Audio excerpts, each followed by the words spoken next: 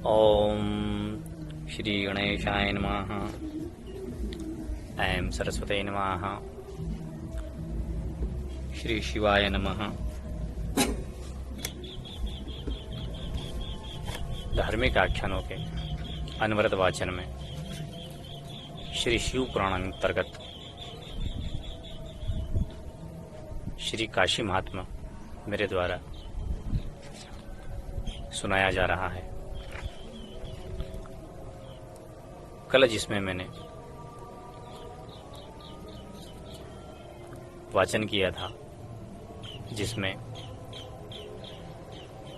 शिवाज्ञा से राजा दिवोदास काशी नगरी में राज्य करते हैं और समस्त देवताओं को काशी से निष्कासित कर देते हैं।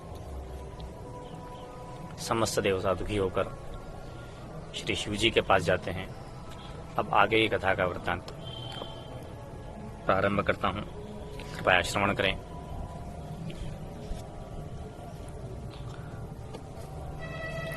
देवताओं समेत शिवजी के पास गए और प्रणाम कर हाथ जोड़कर स्तुति की।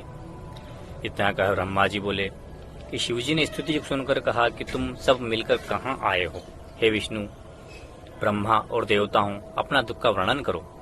तुमने क्या दुख पाया है? सबने सोच विचार को उत्तर दिया, हे महाराज, दिवोदास दृढ़ धर्म धारण कर पाप छोड़ पृथ्वी पर राज्य कर रहा है, जहाँ नाना प्रकार का आनंद प्राप्त है। यद्यपि वह ब्रह्म भक्त है, पर हट से उसने किसी देवता और नाग आदि को पृथ्वी पर नहीं रहने दिया है। यद्यपि दिवोदास देवताओं की सेवा में लगा रहता है, पर तीर्थ बिना हमको आनंद नहीं मिलता है। इसके सिवा हम सबको काशी अति प्रिय है, आपको भी प्राण के समान प्यारी है। वह काशी सबको निर्वाण पद देती है। इससे उचित है कि आप इसे निष्कासित करने का कोई उपाय करें। दिवोदास के राज्य छोड़ने पर हम सब राज्य पावेंगे, काशी को देखकर मन प्रसन्न करेंगे। शिवजी ने कहा कि दिवोदास ने हमारी बड़ी सेवा की है। काशी हमारे दूसरे शरीर के समान है, उसके रक्षक को दुख नहीं मिल सकता है। यह कहकर शिवजी चुप हो गए और काशी के प्रेम में मगन हो गए। अपने शरीर को न संभाल सके, आंख से आंसू बहने लगे। कुछ देर बाद चैतन्य अवस्था में आए और काशी की स्तुति करने लगे। यह आनंद देने वाली काशी, तू अपनी प्रसन्नता दूर कर और मुझे कब मिलेगी? तेरे वियोग की अग्नि मुझे जलाती है, अमृत भी दुख देता है। जो तू मुझको न मिली तो निश्चय जानना कि मेरा जीना कठिन हो जाएगा। ऐसे करुण वचन सुनकर शिवजी मूर्छित हो गए। गिरिजा ने कहा कि हे शिव, आप तो सबके स्वामी हो, संयोग वियोग सब तुम्हारे हाथ में है। तुमसे तीनों लोगों के राजा हैं, तुम्हारी पद्म दृष्टि से प्रलय होता है। इस प्रकार बहुत ही स्तुति कर कहा कि शीघ्र ही काशी को सिधारो। तुम्हें कौन देवता या मुनि रूप मनुष्य रोक सकता है? तुम स्वाधीन हो, काशी क्यों छोड़ दी? काशी तो सर्वोपरि है, जिसके निवासी यमराज से नहीं डरते हैं। मुझको काशी अति प्रिय है, वह पापियों के लिए मोक्ष की जगह है। इससे आप वह उपाय करें कि फिर काशी मिले, मन को शांति प्राप्त हो। गिरिजा की बातें सुनकर शिवजी प्रसन्न होकर कहने लगे, हे गिरिजा, तुम मुझे बहुत प्यारी हो, पर काशी मुझको तुमसे दूनी प्यारी है। अब तुम्हारे अमृत के समान वचन पान कर मुझे कुछ आनंद मिला है, पर तुम्हें मालूम है कि मैं दिवोदास का आदर और मान करता हूँ। इसके सिवा उसने ब्रह्मा से आज्ञा पाकर काशी पर का राज्य लिया है। उसी ने कहा था कि जो पृथ्वी में देवता आदि न रहें तो हम राज्य स्वीकार करेंगे। इसी से मुझको काशी छोड़नी पड़ी। दिवोदास मुझको बहुत प्रिय है, क्योंकि वह मेरी पुरी की रक्षा करता है। वो बहुत ही धर्म में दृढ़, प्रजापालन में चतुर और मेरी सेवा में प्रवृत्त है। मैं राज्य को छीनूं, अपनी इच्छाओं को क्यों छोड़ूं? क्योंकि संसार में जो धर्मवान है, मैं उसका रक्षक हूँ। इससे तुम्हें संदेह नहीं है, उनकी कुछ भी हानि नहीं हो सकती है। इस बात को तुम भली भांति जान लो। जो कोई उनको हानि पहुंचाने की इच्छा रखता है, उसे आप ही दुख पहुंचता है। मैं किसी निर्दोष को हानि पहुंचाने का उद्योग नहीं करता हूँ। मुझे ऐसी कोई बात नहीं है जिससे काशी को पाऊं। शिवजी इसी चिंता में थे कि काशी क्यों कराऊं। अकस्मात योगिनियों को अपने सम्मुख देखा और बुलाकर कहा कि तुम आदर पूर्वक कहा कि तुम काशी को जाओ। दिवोदास का धर्म पूर्वक राज्य कर रहा है, उसे धर्म में विघ्न करो, जिससे वह काशी को छोड़ दे। ऐसा उपाय करो कि मैं काशी में सुशोभित हो जाऊं। इस प्रकार कुछ सिखाकर भेजा। आप समय देखते रहे। योगिनी गणों ने तुरंत काशी पहुंचकर अपने देव स्वरूप बदला और वहां स्थित हुई। वे काशी को देखकर अति प्रसन्न हुई। फिर कई योगिनियां तपस्विनियों के समान वहां बनी और रोगिनियों का अपना स्वरूप बहुत रोने लगा।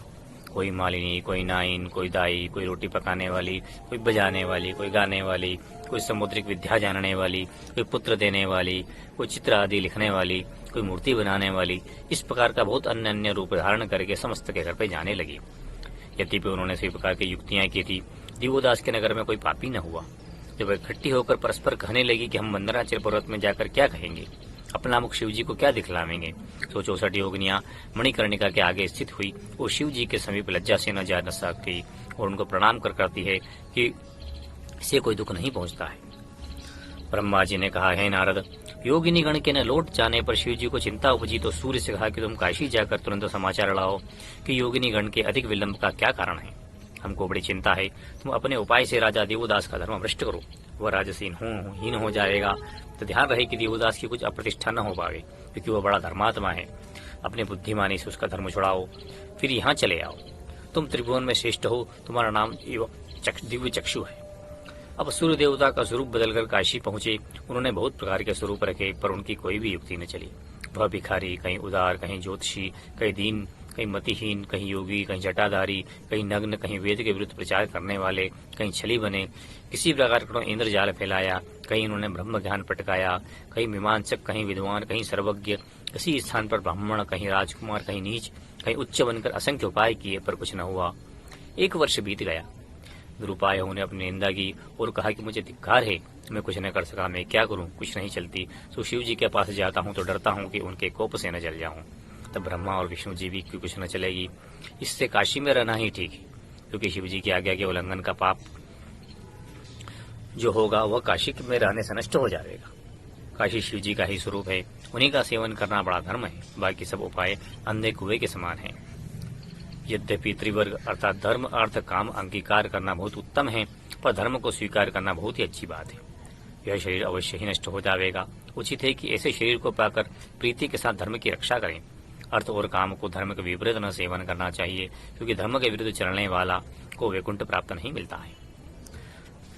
जो ये दोनों इस योग्य होते तो शिव जी क्यों अनर्थ त्याग करते और काम को किस लिए भस्म कर डालते। कुछ लोगों का मत है कि अर्थ रक्षा के योग्य है, पर मैं इसे नहीं मानता, क्योंकि राजा हरिश्चंद्र, कुश और ययति ने धर्म के लिए अर्थ को भी छोड़ा है। ब्राह्मण दधीची और राजा शिवी ने अपने शरीर को छोड़ दिया है, पर धर्म को नहीं छोड़ा। जिसने उनको मोक्ष प्राप्त हुआ, इसके सिवा राजा बलि, विरोचन और प्रहलाद ने भी धर्म के लिए दुख उठाए हैं। काशी सेवन से बढ़कर कोई धर्म नहीं है, वह हमारी रक्षा करेगी और शिव जी भी क्रोध नहीं करेंगे। जो मनुष्य काशी पाकर उसको प्रसन्नता से छोड़ते हैं, वे मानव रत्न के बदले कांच ले लेते हैं। जो शिव जी को छोड़कर काशी सेवन करता है तो भी वह शिव जी को प्रसन्न होते हैं, क्रोध नहीं करते हैं। सूर्य ने यह विचार कर अपने 12 शरण धारण किए और अति प्रेम से काशी में स्थित हो गए। उनके 12 नाम जो आगे लिखे जाते हैं सबकी कामना पूर्ण करते हैं। प्रथम सूर्य लोलार्क असी संगम पर स्थित है, वह तमस तीर्थों के शिरोमणि है। दूसरे उत्तरार्क है, जो भक्ति करने पर बहुत बड़ा फल देते हैं, वह उसी स्थान पर है जहाँ पहले राजा प्रियव्रत ने जाकर अपने सबसे पहले स्त्री शरीर का तप किया था और शिवरानी से वर पाकर गिरिजा की सखी हो गए थे। उसी स्थान पर एक बकरी ने राजा की लड़की का जन्म पाकर मुक्ति पाई। तीसरे सूर्य आदित्य सांबपुर में उपस्थित है, वह सांब का कुष्ठ दूर हुआ था। 5वें सूर्य मूषादित्य है, जो शिव गिरिजा की सेवा से शिव के दाहिने नेत्र हुए, वह 8 वसु में भी एक वसु है। 6ठे खोखलादित्य है। जब क्रुद्ध और विनता से विवाद हुआ तो विनता हार गया और क्रुद्ध की दासी हुई। यह हाल सुनकर गरुड़ को बड़ा कष्ट हुआ। इससे गरुड़ जी अमृत लेने के निमित्त सुरपुर गए और देवताओं को जीतने के लिए अमृत लेकर अपनी माता विनता के पास गए। गरुड़ कश्यप के पुत्र थे। मार्ग में विष्णु ने रोका, जिससे बड़ा युद्ध हुआ। जब विष्णु गरुड़ को न जीत सके तो उन्होंने छल करके वर मांगा कि हमको अमृत दो और हमारे वाहन को भी तुम ले जाओ। गरुड़ ने मना किया, अमृत दिया और विष्णु के वाहन हुए। विनता से कनिक स्थान पर खगोलादित्य रवि को स्थापित किया। उनकी उपासना से विनता की लज्जा दूर हुई। 7वें सूर्य अरुण, जो विनता के लड़के अरुण के समान प्रसिद्ध हुए, वे महादेव के उत्तर और विराजमान हैं। उनकी सेवा में सब कष्ट दूर रहते हैं। 8वें सूर्य ब्रह्मादित्य है, जिनकी अति पवित्र महिमा है। उनकी सेवा से मुनीश्वर हारित, जो अल्पायु थे, युवा हो गए, वो रोगों को दूर करते रहे और आनंद और आरोग्य को देते हैं। बड़े ही बुद्धिमान हैं। उनका स्थान विशालाक्षी देवी के दक्षिण की ओर है। शिव जी को बृहदादित्य बहुत प्यारे हैं। 9वें सूर्य केशवादित्य हैं। उन्होंने विष्णु से उपदेश पाया, अर्थात एक दिन सूर्य ने देखा कि विष्णु पादोदक तीर्थ पर शिवजी के लिंग की पूजा कर रहे हैं। उन्होंने तुरंत उसी स्थान पर श्री विष्णु जी से पूछा कि आप सबसे श्रेष्ठ हो, फिर किसकी पूजा करते हो? विष्णु बोले, शिवजी सबसे श्रेष्ठ है, हम उन्हीं का पूजन करते हैं। तुम भी शिवजी के लिंग का पूजा करो। तब से सूर्य प्रतिदिन शिवलिंग का पूजन करते हैं। वह उनको गुरु जानकर वहीं स्थित हुए। 10वें विमलादित्य है, जिनको हरिकेश ने वन में स्थापित किया था। प्रवाहु का पुत्र जो उच्च देश में रहता था, भाग्यवश कोढ़ी हो गया। स्त्री और पुत्र और घर को छोड़कर काशी में आया। वो सूर्य की पूजा पाकर कर अच्छा हो गया। तब से वह विशेष रूप से कुष्ठ के निवृत्त करने में प्रसिद्ध है। 11वें सूर्य कनकादित्य विश्वेश्वर है, जो दक्षिण की ओर स्थित है। वह प्रतिदिन गंगा में की स्तुति करते हैं, इसी से उनका नाम मुख गंगा की ओर है। 12वें सूर्य यमादित्य हैं, उस स्थान पर है जहाँ यम राजा ने कठिन तप किया था। उनके दर्शन से यमोपुरी नहीं जाना पड़ता है। यमराज के स्थान से पश्चिम की ओर वीरेश्वर से पूर्व है। यमराज ने स्थापित करके बड़ा तप किया। उस स्थान पर आकर कोई मनुष्य चतुर्दशी के दिन भरणी नक्षत्र में श्राद्ध करते हैं तो उन्हें गया के समान फल मिलता है। हे नारद, ये 12 सूर्य की जो काशी में स्थित है, हमने वर्णन किया। इनकी कथा सुनने से रोग दोष दूर हो जाते हैं। इनकी सेवा से शिवजी अति प्रसन्न होते हैं। इनसे मनुष्य अखंड आनंद पाता है। शिवजी अष्टमूर्ति संसार में प्रसिद्ध है। इससे 12 सूर्य शिवजी के भक्त हुए। 12 सूर्य ने शिवजी को वर देने वाले हैं। वे शिवजी के मुख्य सेवक हैं।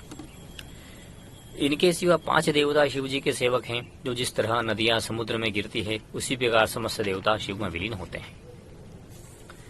शिवजी सर्वस्वरूप होकर काशी में अपनी पूजा कराते हैं। जो कोई शिव भक्त भक्ति को छोड़कर औरों की पूजा करे, अर्थात देवता को भी शिव रूप न जानकर उस देवता के भाव से पूजन करे, वह महामूर्ख और जड़ पशु तुल्य है। वेद कहते हैं कि शिवजी सब में प्रकट हैं। वे निर्गुण ब्रह्म आनंद को देने वाले हैं। ये सुनकर नारद जी अति प्रसन्न हुए। फिर ब्रह्मा से पूछा। वे 12 प्रकार के सूर्य काशी में अपना रूप धारण करके स्थित हुए। फिर उन्होंने क्या किया, उसका वृत्तांत से वर्णन कीजिए। आज काशी कथा को यहीं विराम देते हैं। कल इसके आगे पुनः वाचन करेंगे। श्री शिवार्पणमस्तु। ओम नमः शिवाय।